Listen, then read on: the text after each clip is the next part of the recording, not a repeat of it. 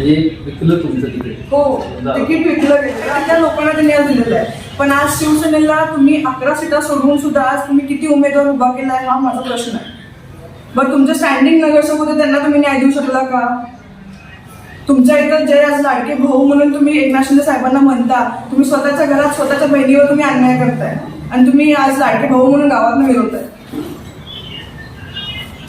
एकूण म्हणजे म्हणायचं म्हणलं की धरती माने कोणत्याही प्रक्रियेत नाही. वरिष्ठांचे देखील त्याला भरपूर फोन देखील आले होते, त्यांनी सोडून दिलं म्हणून सांगितलं. पण कदाचित जिल्हा प्रमुखांसमोर त्याचं हेच चाललं नाही, त्यांनी सर त्यांना सांगितलं की तुम्ही ह्यात पडू नका. एकूण आता शिवसेना किती सीटा दिला सर? 11 सीटा सुटल्या असं मला समजतंय. जेव्हा मी माहिती घेतली त्यात मला समजलं त्यातले खरे शिवसैनिक 3च आहेत. आणि 15 मध्ये त्यांनी मैत्रीपूर्वक लढत केलेली आहे. पण त्याला ती युती जवळपास ती समोर म्हटल्यानंतर जर असं माणसं विचार करतात त्या गोष्टी.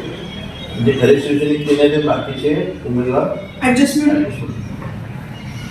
कुठल्याही पदाचा राजीनामा दिलेला नाही आहे किंवा मी पक्ष देखील सोडलेला नाही आहे. मी माझी विचारधारा बदललेली नाही आहे, म्हणून मी आज अपक्ष म्हणून उमेदवारी माझी भरलेली आहे ना, अपक्ष उमेदवार म्हणून मी उभी आहे इथं. आणि जरी मला त्यांनी पक्षाचा दबाव आणला असं की काढतील किंवा काय करतील, मला बरेच लोक म्हणतील की अगं तू एवढ्या मोठ्या पदावर आहे, तुझं प्रतिष्ठित पद आहे, ते उद्या जाईल म्हणून. तर मी पण बाळासाहेबांची शिवसैनिक आहे.